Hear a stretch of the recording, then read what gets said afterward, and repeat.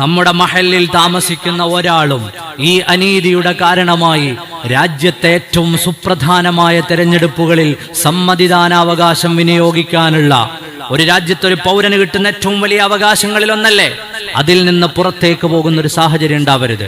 അതിനുവേണ്ടി നാട്ടിലെ യുവജന സംഘടനകൾ മുന്നിട്ടിറങ്ങണം. യുവാക്കൾ മാത്രമല്ല, കാരണവന്മാർ മുന്നിട്ടിറങ്ങണം. നമ്മൾ 10 ആൾ കൂടി നിൽക്കുന്നിടത്ത് ചർച്ച ചെയ്യണം. നിങ്ങളുടെ പേര് ലിസ്റ്റിലുണ്ടോ?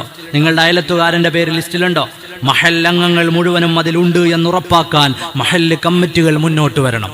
അതിനാവശ്യമായ ഹെൽപ്പ് ഡെസ്കുകൾ നമുക്ക് തുറന്നു വെക്കണം.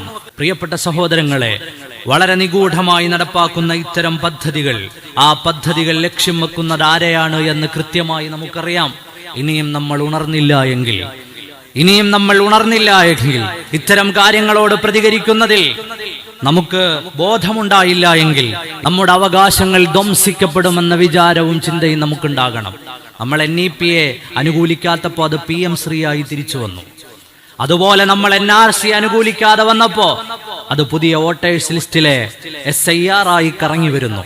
അതുകൊണ്ട് അതിന്റെ ഗൗരവം മനസ്സിലാക്കി സാമൂഹിക സംഘടനകൾ, സാമുദായിക സംഘടനകൾ, മഹല്ല് കമ്മിറ്റികൾ എല്ലാവരും ഊർജത്തോടുകൂടി ആർജവത്തോടുകൂടി ഇറങ്ങി നമ്മൾ ഈ വിഷയത്തിൽ ബോധവാന്മാരാവുകയും രാഷ്ട്രീയ പ്രസ്ഥാനങ്ങൾ ഇവിടെയുള്ള ജനങ്ങളുടെ വോട്ടേഴ്സ് ലിസ്റ്റ് ക്രമീകരിക്കുന്ന സമയം